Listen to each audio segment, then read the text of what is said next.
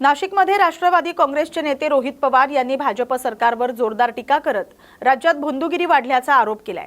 भोंदूबाबांना सत्ताधाऱ्यांचा पाठिंबा असल्याशिवाय ते मोठ्या प्रमाणात वाढू शकत नाही असा दावा करत नाशिकमधील प्रकरणात अनेक अधिकारी आणि महिलांचे व्हिडिओ समोर आल्याचा गंभीर मुद्दा त्यांनी उपस्थित केलाय।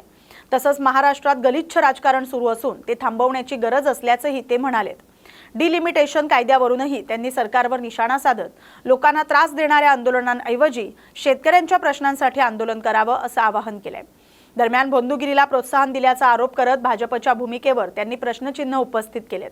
काल परवा जो डिलिमिटेशन कायदा मारून मुटकून या देशामध्ये पार्लमेंटमध्ये स्पेशल सेशन करून आणण्याचा प्रयत्न तिथे केला, तसा संविधानाच्या विरोधात आहे। तुम्ही खोलात त्याच्यामध्ये त्या ठिकाणी गेलात तर आता ह्याच्यात आज मुंबईमध्ये भाजप आंदोलन करते, सरकार तुमचं आणि तुम्ही तिथं आंदोलन करताय। आता एका महिलेचा व्हिडिओ प्रसिद्ध झालेला आपण सर्वांनी बघितला। 2-2 तास लोकांना थांबून ठेवलंय गाडीमध्ये आणि यांचं आंदोलन चाललंय। अहो, आंदोलन करायचं असेल तर शेतकऱ्यांना अडचणी त्यासाठी आंदोलन करा।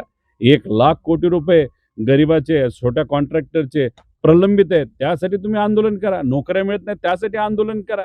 आता प्यायच्या पाण्याचा प्रश्न या दुष्काळामध्ये मोठ्या प्रमाणात होणार आहे, त्याच्यात केळीचे रेट वाढणार, त्यानंतर महिलांवर अत्याचार होतात, त्याच्यासाठी आंदोलन करा। बघू तरी तुमच्यात किती हिंमत आहे। तुमचं सरकार असलं तरी रस्त्यावर तुम्ही सामान्य लोकांसाठी उतरा, पण आला वरून आदेश, टूलकिट आलं, वरून सांगितलं चला उतरा रस्त्यावर, करा इंडिया आघाडीचा तिथं त्या ठिकाणी विरोध, आणि लागले तुम्ही सुरू कामाला लागले। म्हणजे आदेश आल्याशिवाय तुम्ही काम करत नाही, ही दुर्दैवाने महाराष्ट्राच्या भाजपची परिस्थिती आहे।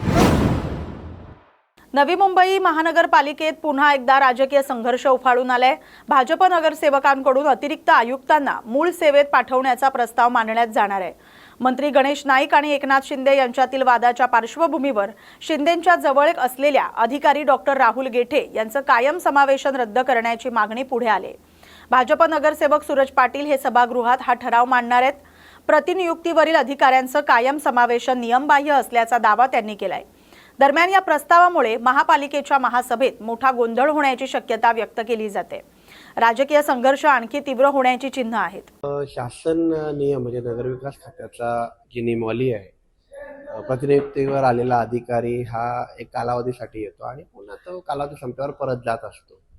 मूलतः राहुल गेटे साहेब हे फीडर कॅडरने आलेले नाहीयेत, ते आरोग्य कॅटेगरीचे आहेत आणि प्रशासनामध्ये त्यांची प्रतिनियुक्ती होऊ शकत नाही, परंतु ती झाली आहे आणि त्यातल्या त्यात कायम समावेशन हा शासनाने अधिकार वापरला आहे आणि ते कुठंतरी चुकीच्या पद्धतीचं असल्याचं मत सभागृहापुढे मी मांडणार आहे।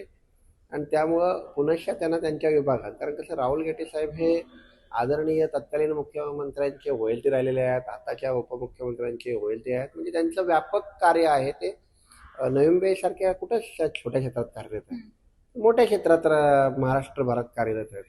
त्यामुळं त्यांना त्यांच्या मूळ जागी परत पाठवून नये आणि इतर दुसरा अधिकारी फीडर कॅडरचा जो नियमावलीत बसेल असा अधिकारी शासनाकडून येईल। इथं दोन्ही ठिकाणी काम करतात। प्रश्न परत तुम्हाला सांगतो, पत्रकार आहात तुम्ही, तुम्हाला उद्या मी ऑपरेशन थिएटरमध्ये पाठवला डॉक्टर म्हणून तर चालेल का? तुमचं फीडर काय, तुमची क्षमता, तुमचं शैक्षणिक पात्रता काय आहे? ते डॉक्टर आहेत, त्यांनी डॉक्टर आहेत तर आरोग्य विभागात किंवा हॉस्पिटलला त्यांची नियुक्ती पाहिजे। प्रशासन ह्याच्यात नाही, हे नगरविकास खातं सांगतं। नगरविकास खात्याचा GR जो आहे, नियमावली आहे, त्यानुसार तांत्रिक असलेला माणूस हा प्रशासनात येऊ शकत नाही।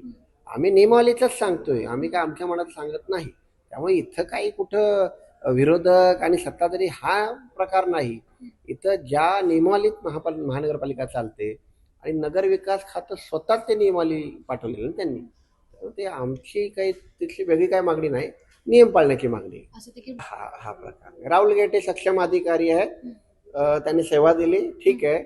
आता ज्या नियुक्त आदेशाने ते इथं आलेले आहेत तो मार्ग चुकीचा आहे। म्हणजे फीडर कॅडर पद्धतीने आले तर ते आरोग्य सेवेत राहू शकत होते, पण ते कायम समावेशन हे कायद्यात बसणार नाही, तो अधिकार महानगरपालिकेचा। पंढरपूर नगरपालिकेच्या जिजामाता उद्यान उद्घाटनानंतर अवघ्या 24 तासातच ते बंद आल्याचं समोर आलंय। सोमवारी मोठ्या उत्साहात उद्घाटन झाल्यानंतर मंगळवारी संध्याकाळी नागरिक आणि लहान मुलांसह उद्यानात फिरण्यासाठी ते आल्या असता मात्र मुख्य प्रवेशद्वार बंद असल्यानं त्यांना निराश होऊन परत जावं लागलं। विशेष म्हणजे या ठिकाणी पालिकेचा एकही कर्मचारी उपस्थित नव्हता. त्यामुळे नव्यानं सुरू केलेलं उद्यान इतक्या लवकर बंद ठेवण्यामागे कारण काय असा प्रश्न उपस्थित होतोय. दरम्यान या प्रकारामुळे नागरिकांमध्ये तीव्र नाराजी व्यक्त होते आणि प्रशासनावरही प्रश्नचिन्ह निर्माण झालेत. नमस्कार, माझं नाव राहुल दहिंडे आणि मी पंढरपुरातला एक नागरिक आहे. खूप दिवसापासून हे बाग अशीच बंद आहे. खूप जण येतात, बाग उघडली म्हणतात. कालच उद्घाटन झालेलं असं कळलं, सगळीकडे न्यूज आली आणि आता आज तर सगळे आलेले तिथं तर बाग बंदच आहे. निकृष्ट दर्जाचं काम झालं असं कळलं आणि उद्घाटन तर केलं आहे. ते वादवाद चालू आहेत, त्यामुळं काय बाग बंद आहे असं वाटायला लागले. पण इथं लहान मुलं सगळे आम्ही फॅमिली घेऊन आलेलो आहे. हे लहान मुले आशेने येतात की बाबा बाग चालू झाली आहे. तिथं खूप वर्षापासून बाग बंद होती, 10 वर्ष झाली बाग बंद. आता सगळ्यांची एकच मागणी आहे की बाग लवकरात लवकर चालू करावी, ही सर्व जनतेची मागणी आहे.